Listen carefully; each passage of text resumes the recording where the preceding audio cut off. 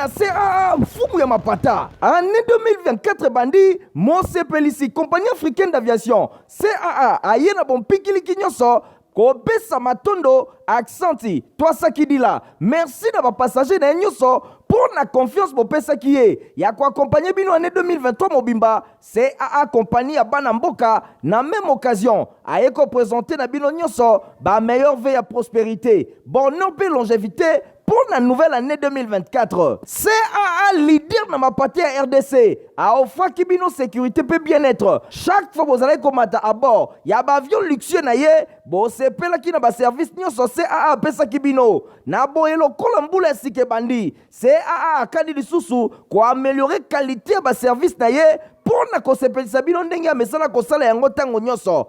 Toutefois, pour na kosala ete mosala na ezala lisusu kitoko, CAA atikali ouverte pe disponible na ba remarque pe ba suggestion na bino nyonso. CAA Mosepelisi 2024, CPLAS na CPLAS à l'infini, CPLAS.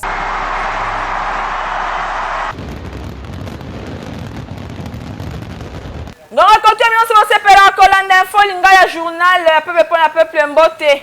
Nabilo bisikani oso bozwa mitofongoli ya jeudi 1er février 2024 pour na côté sabino ndengo bureau provisoire ya Assemblée nationale au patriarche pe doyen d'âge Christophe Mboso assisté na de Benjamin bazo dirigé basala ki mercredi 31 janvier cérémonie ya remise et longo na bureau sortant témoin ya événement héritier Mapinem. Bureau provisoire ya Assemblée nationale Oyo honorable Christophe Mbosonko Diampwanga doyen d'âge azali ko diriger boye elongo na ba Benjamin Mibale Serge Bati pe Moïse Agé Matembo bango basalaki cérémonie ya remise et reprise mokolo ya lundi 31 janvier 2024 elongo na bureau sortant cérémonie Oyo elekaki vraiment na ndenge ya malamu ezalaki na pokwa na salle de conférence ya ba président Oyo ezwami na deuxième niveau ya palais du peuple bureau sortant ya chambre basse ya parlement na bokambami ya président na yango Christophe Mbosonko Diampwanga ba remercier ki ba membre nyonso ya bureau elongo ba membre nyonso ya ba cabinet ya dernière mandature.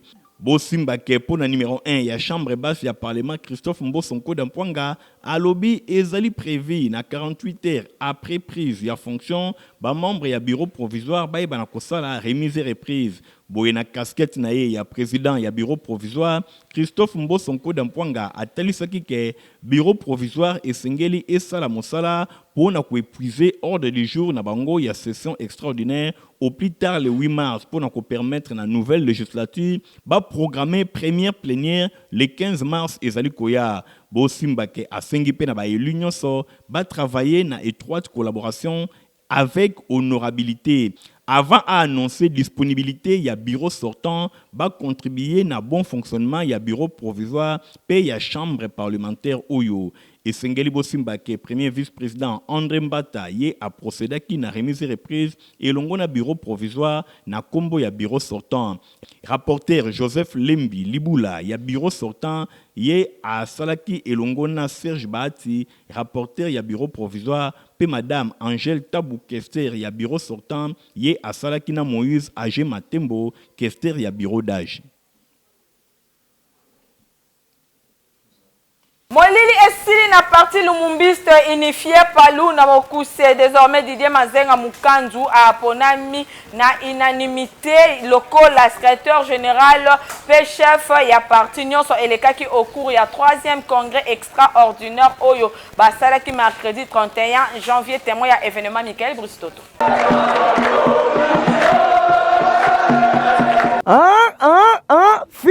Fini la récréation. Na kati ya parti lumumbiste unifié Palou.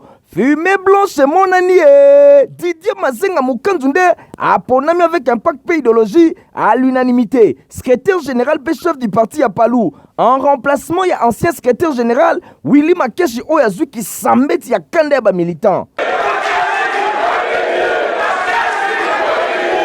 Nyonso esalemaki au cours ya 3e congrès extraordinaire na bango dénommé Congrès de la cohésion et de l'unité awa na Notre-Dame de Fatima na Gombe. Wape pai ba militant ndenge na ndenge ba utaki na 26 provinces nyonso ya République démocratique du Congo bayaki sur place pe tomonaki. présence ya invité de marque, ministre et gouvernement, puis personnalité politique misusu. Boye après Koponama, pesa qui le tout nouveau secrétaire général, chef du parti, Boukou Yapalou, les 5 documents de base, puis signe ya parti.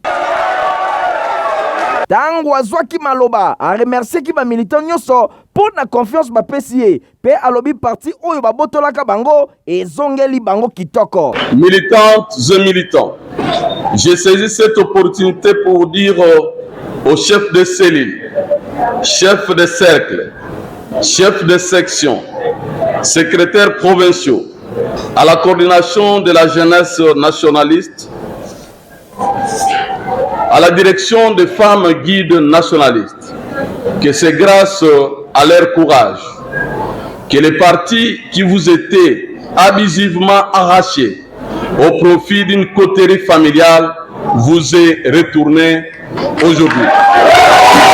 Tata Mokonzi Yapalou, limbisa biso papa, toyoki bien te pardon. Olobi coterie nini? Coterie familiale. Olobi coterie familiale. Tembesilie.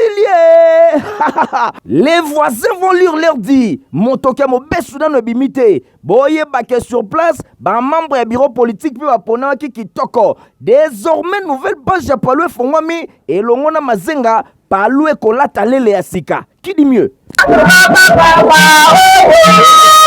Rédaction ya info lingala journal ya peuple pour la peuple à salle libino lelo réflexion par rapport ya ba pasteur oyo lelo ba memi politique na bango na kati ya ba église ya Bolanda pa leta elongo na Rite Kindu. Ibina nyoka na teya nanye teya mi tika nyoka teya. Politique ya République démocratique du Congo ezanga ba problème te. Tango nyonso moto epelaka se kopela depuis tango ya kala ti lelo ezalaka kaka ndenge moko. Tomoni pe lelo engouement ya ba homme de Dieu to ba responsable ya ba église na politique. Misusu balobi ezali malamu to epekisami te ke mosali na Nzambe asala politique. Misusu pe balobi ezali malamu te ke moto na Nzambe akota na politique. Pamba te azali mobateli bapate esengeli na ye azala naître. Donc église au milieu du village. Wana ezali débat molai oyo tokozongela yango sima. Kasi lelo tozotalisa mingi mabe oyo ezali komonana. Tango ba pasteur politicien ba commissaire ya église esika ya règlement ya compte. Soki azana conflit na moninga na e politicien akomi liboso ya bandimi akomi koyembisa bango banzembo ya mbwakela ekomi adoration bandimi pe lokola bandimaka nyonso bakomi na bango ko adore toyebi te soki toloba Nzambe na baloyembo ya boye prédication kutu ekomi kofinga batu kolakela batu mabe liboso ya chair nzokande comportement ya ba pasteur ya boye ezali ko choquer ba conscience ebele oyo bayebi que église ezali lié moko sans oyo bana Nzambe bayaka koyoka maloba na Nzambe oyo komema bango na royaume de Dieu kasi ba blague ya pamba pamba pe ba pétage ezali malamu te pasteur politicien sala politique pe règlement des comptes en dehors ya église soki pe ofingaka luka esika ya kosala yango to profiter na naïveté ya bandimi mosusu te parce que ozali pasteur toto sa tina ya église. À César ce qui est à César, à Dieu ce qui est à Dieu.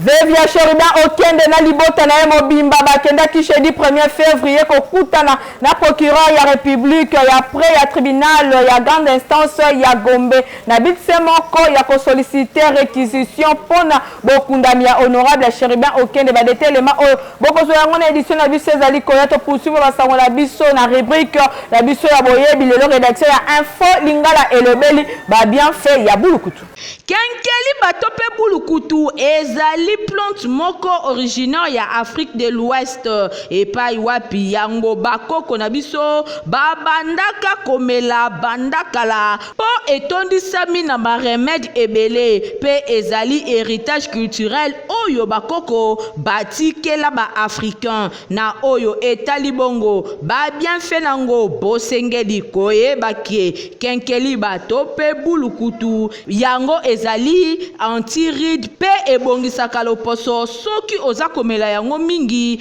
teinture na yo ekozala toujours pembe bosengeli koyebake soki ozomela bulukutu mingi ata age ekei ekozala difficile mpo na yo suki na yo ekoma ya pembe bulukutu esokolaka organisme na ba impurité nango nyonso pendant 3 jours ya pamba soki obandi komela verre moko na tongo pe na pokwa ba organisme na yo ekozala kitoko eza mingi conseiller mpo na bandeko na biso oyo bamelaka cigarette base drogaka pe bato oyo bamelaka mingi masanga po na bana mibali bosengeli koyebake buluku pe kenkeliba ezongisaka mopikiliki ya nzoto bosengeli kobakisa lisusu ke bulukutu esokolaka a 100% barin oyo ezali toxique ata soki ebebaki yango ekolave yo kitoko oza na 1000 chance vi na yo mobimba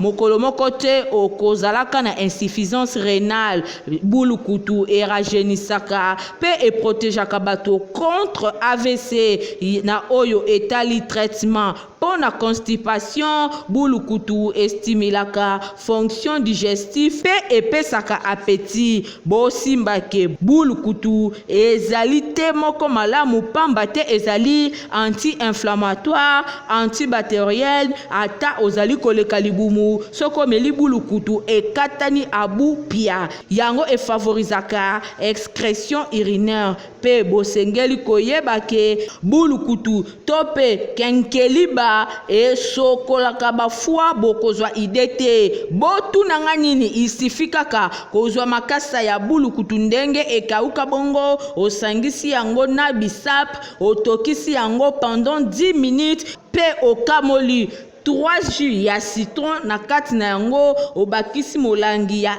1 litre otokisi yango pendant 10 minutes obandi komela verre moko na tongo pe verre moko na pokwa pendant 2 semaines okobika na lopete nyonso. Nanga mosusu kaka na oyo etali bongo match ya ba Léopard ya République démocratique du Congo contre Guinée lobby vendredi 2 février info linga la journal peuple pour la peuple ameki ko sala moi analyse par rapport ya adversaire du jour ya ba Léopard. Basili ya Guinée Conakry baza bongo na porte ya République démocratique du Congo pour na compte ya ba quart de finale ya Coupe d'Afrique des Nations Côte d'Ivoire 2023 et kozala bongo vendredi 1er février na Abidjan capitale et à Côte d'Ivoire. Bosimba ke basili ya Guinée na bilan na bango ya 2 victoires, liboso ya Guinée équatoriale 1-0, pe liboso ya Gambie 1-0, basalaki nul moko liboso ya ba Lions indoptables ya Cameroun 1 but partout, pe bapolaki match moko contre ba Lions ya Teranga ya Sénégal na 0-2. Bapoulin ya entraîneur Kaba Diawara Bango bako beta bongo na ba Léopard ya République démocratique du Congo vendredi 2 février 2023 kuna na Abidjan capitale ya Côte d'Ivoire. Match oyo ezali pona compte ya quart de finale. Équipe moko na moko azali koluka ticket pour la demi-finale. Équipe nationale ya Guinée bazali ko développer double G depuis début ya phase finale ya CAN Côte d'Ivoire Total Énergie 2023. Bosimba ke sélectionnaire Diawara et longo na équipe na ye na première mi-temps ba beta kamingi na défensif. Pe na mi-temps mususu na deuxième mi-temps bango ba pratika KG offensif et loko oyo ba imposa ki yango liboso ya Cameroun, Gambie pe Guinée équatoriale. Kasi kobeta ya ndenge oyo emarchaki liboso ya équipe misatu oyo toti kotanga kasi batenaki te liboso ya ba Lions ya Teranga ya Sénégal oyo bapanzaki bango na deuxième mi-temps après première mi-temps moko ezalaki bongo bloqué babetaki jeu défensif lokola bazalaka na momesano na yango.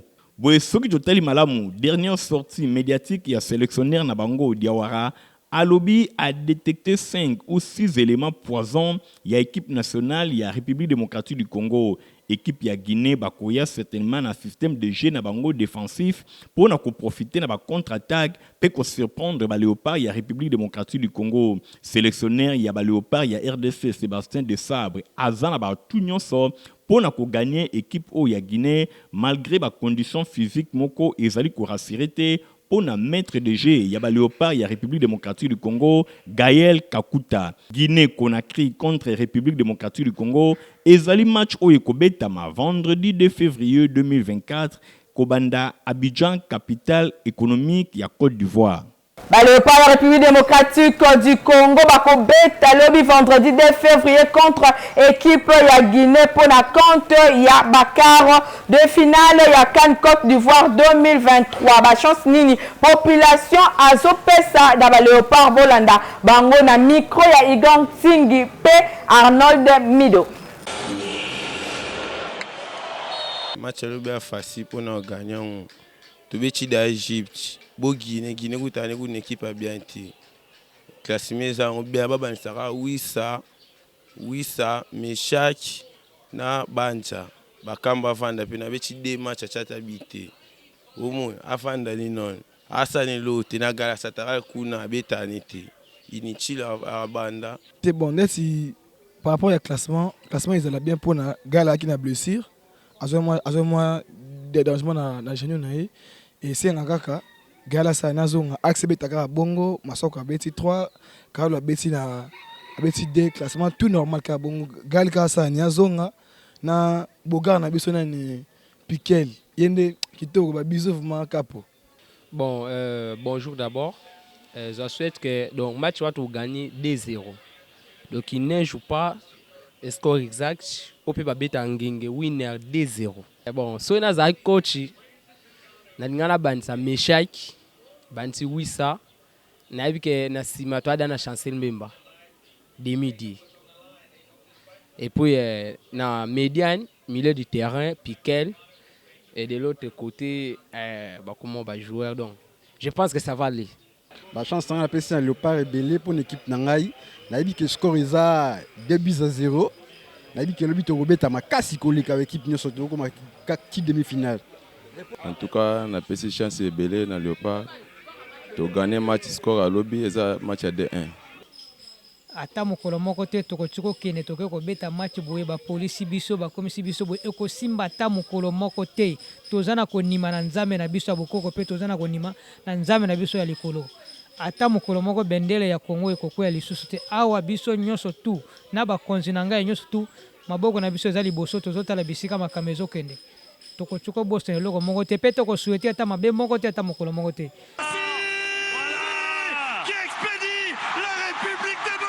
Compagnie africaine d'aviation CAA na mokuse pour la année 2024 a présenté le meilleur na ba client na nyonso. Bonne année na CAA Fumu ya Mapata. Année 2024 bandi Mose Pelisi compagnie africaine d'aviation CAA ayena bon pikili kinyoso kobesa matondo accenti twasa kidila. Merci na ba passager na nyonso pour la confiance bopesa kiye ya ko accompagner bino année 2023 mobimba CAA compagnie ya bana mboka na même occasion ayeko présenter na bino nyonso ba meilleur veille à prospérité bonheur pe longévité pour la nouvelle année 2024. CAA leader dans ma partie à RDC. A offre kibino sécurité peut bien-être. Chaque fois vous allez commander à bord, il y a un avion luxueux na ye, bo sepe la ki na ba service nyonso CAA pesa kibino. Na bo elo kolambula sike bandi. CAA kadi lisusu ko améliorer qualité ba service na ye pour na ko sepelisa bino ndenge mesala ko sala yango tango nyonso.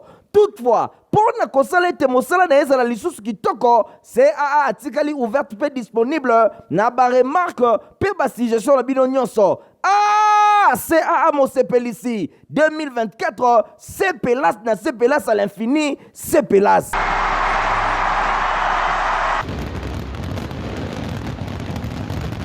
Pour la cause de la santé kitoko poto exactement comme Protivac.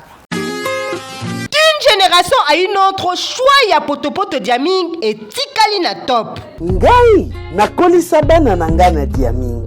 Bana na ngai pe bazali kokolisa oyo ya bango bakoko na ngai kaka na diaming. Diaming ezali potopoto ya kitoko pe elengi esalemi na bana ya mboka. Consommons congolais.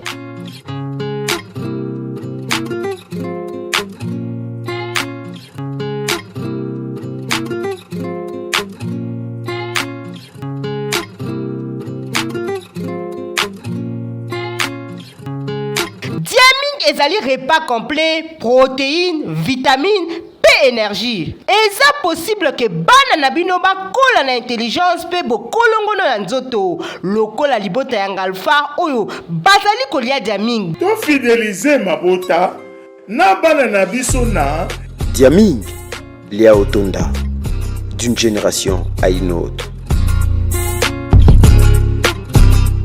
Olinga koyata ba sapato kitoko na République démocratique du Congo, place exactement qu'on a 7e rue limité et pas ya Papa Griffe. Papa sinangai e utako apio. Olingaka basapato kitoko, olingaka mokoto ya malonga oyo ekobimisa yo propre liboso ya bato nyonso. Esika ezase moko na 7e rue na commune ya Limete na place commerciale na Petit Boulevard. Tala malamu yeyo collègue ya bato nyonso basalaka basapato minene na mikili ya poto basapato ya kitoko oyo bino boyebi. Yeyo ye moko ayebi mosala na ndenge akosakana te bato nyonso bayebi. Collègue ya Jimmy Weston azali kosala koto na ndenge ya kosakana te. Nayebi ke chef de l'État Fachi Beton oyebi nga na Kombo, oyebi nga na Elongi, oyebi nga na Moussara. Moi je pense que c'est déjà quelque chose de bon. Puis oyebi batezaki na Limete.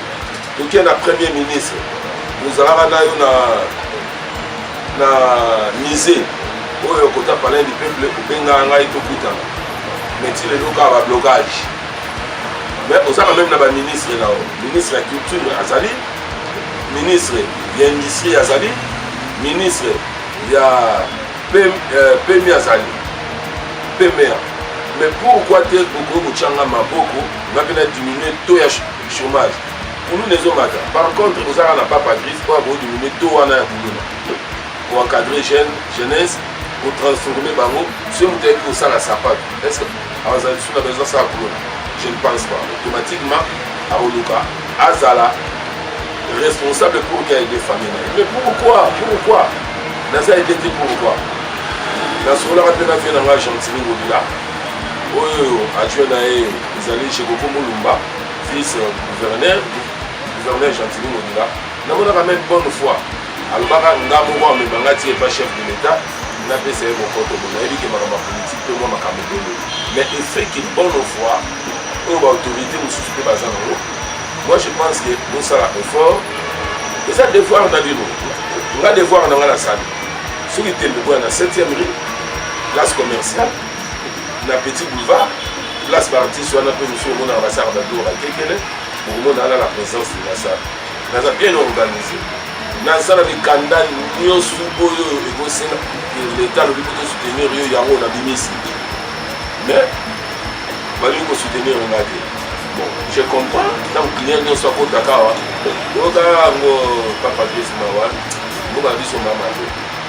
On va soutenir Rio.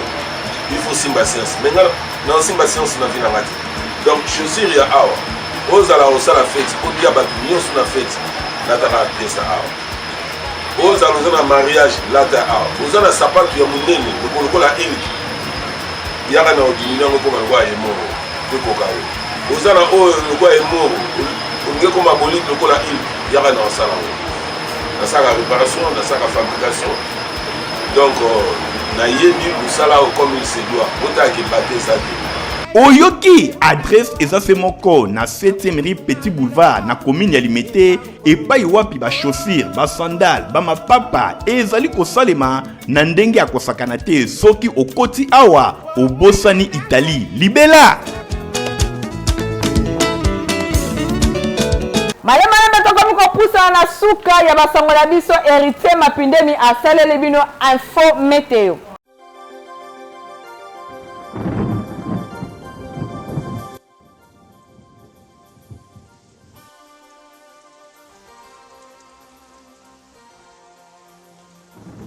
Pour la journée ya vendredi de février na ville ya Matadi kuna ba orage elongo na mvula emonisami na Kenge tokozala bongo na ba nuage pe ba éclairci elongo na ville ya Bandundu Kikwit pe moi ekozala makasi na ville ya Inongo na province ya Mai-Ndombe.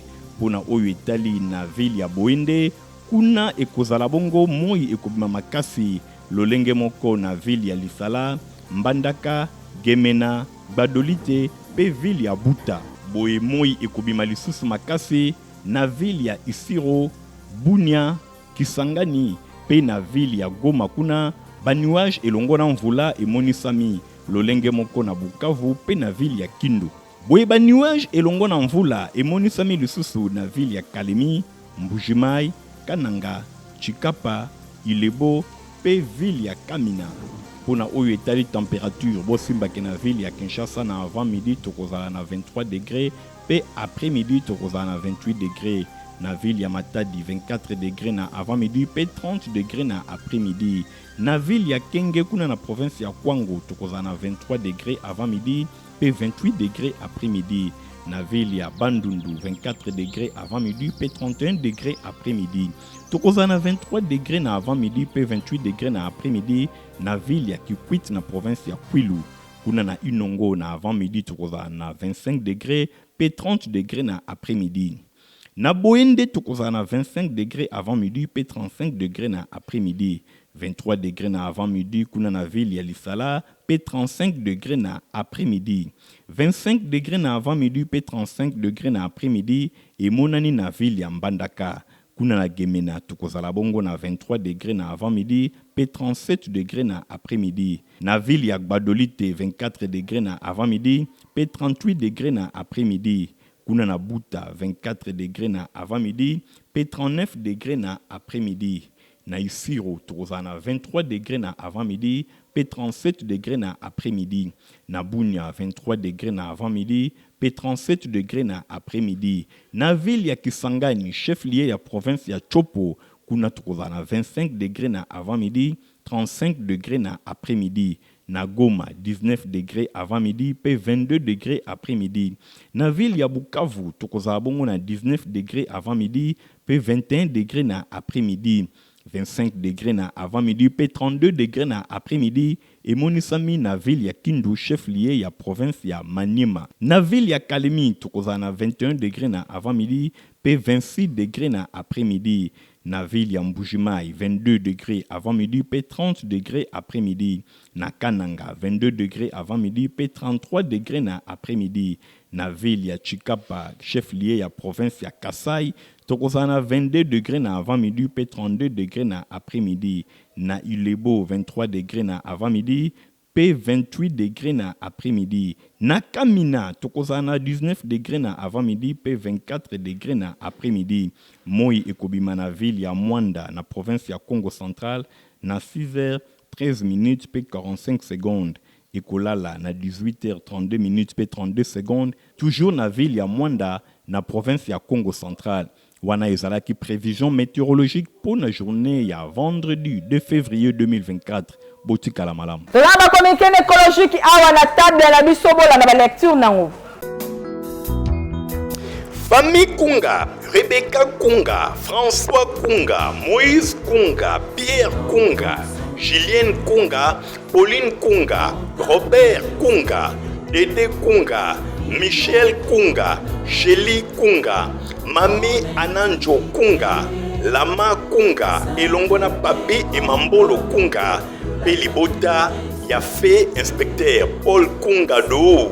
Bazana mawa ya kwedisa na bandeko baninga pe baiba na bango nyonso liwa ya ndeko yaya peleki na bango na kombo ya Paul Kunga oyo azalaka capitaine na FRDC ye akufaki mokolo ya vendredi 26 janvier 2024 na sima ya bokono ya tango mokuse. En attendant programme ebima matanga ezali kosalema na avenue Ngeba numéro 43 commune ya Mongafula Arefulu. Référence hôpital Monkole. Ticket été communiqué et comme la batonyonso baibaka capitaine Paul Kunga. Sami Limolo, César Limolo, alias Maître Star, Bazana Mawa, ya kwebisa na bandeko, baninga, pe baiben na bango nyonso, liwa ya mwana na bango, Elena Limolo, Samombaya, oyo akufaki, mokolo ya jeudi 25 janvier 2024, na sima ya bokono ya tango mokuse, matanga ezali kosalema na lopango ya libota, oyo ezwami na avenue Yumbi numéro 1 na quartier Imo Congo ex-Veme na commune ya Kalamu. Boye bosimbake programme ya matanga epesami boye mokolo ya vendredi 2 février 2024 nde ekozala veille mortuaire. Boye mokolo ya samedi 3 février nde nzoto ya mowei ekolongwa na morgue ya hôpital Bondeko ya commune ya Limete pona bokundami. Tika ete communiqué oyo ekomela bato nyonso bayebaka Elena Limolo Nsamumbaya. Et on est aussi le 4e journal, le peuple pour la peuple, jeudi 1er février 2024, yango et comme il a souke pas la nazaki na sango makasi, yako présenté les bino yango so qui bo apprécier qui yango pesa merci na Nathalie Kaela Kapenda, na Ritkindu baronde bakumbela ki édition la sima caméra tozaki na Igor Ntingi montage sima maki na Francis Kanzaloko kapé Fabrice Lundo du journal, ya peuple pour la peuple zaka supervisé et pas héritier mapine mbandeko bot kala madame, au revoir. Bonne année na CAA Fumu ya Mapata. Année 2024 bandi, Mose Pelisi, compagnie africaine d'aviation. CAA aye na bon pikili kinyoso, kobesa matondo accenti. Toi sakidila. Merci na ba passager na nyoso pour la confiance bo pesa kiye. Ya ko accompagner bino année 2023 mobimba. CAA compagnie ya Banamboka na même occasion. Aye ko présenter na bino nyoso ba meilleure veille à prospérité. Bonheur et longévité pour la nouvelle année 2024. CAA leader dans ma partie à RDC. A offre Kibino sécurité peut bien-être. Chaque fois vous allez commander à bord, il y a un avion luxueux na ye, bon c'est pela qui na ba service nyoso CAA pesa Kibino. Na boyelo kolambula sike bandi. CAA kadi lisusu ko améliorer qualité ba service na ye pour na ko sepelisa bino ndenge ya mesala ko sala yango tango nyoso. Toutefois, pour na kosala ete mosala na ezala lisusu kitoko, CAA atikali ouverte pe disponible na ba remarque pe ba suggestion na bino nyonso. Ah, CAA Mosepelisi 2024, c'est Pélas na c'est Pélas à l'infini, c'est Pélas.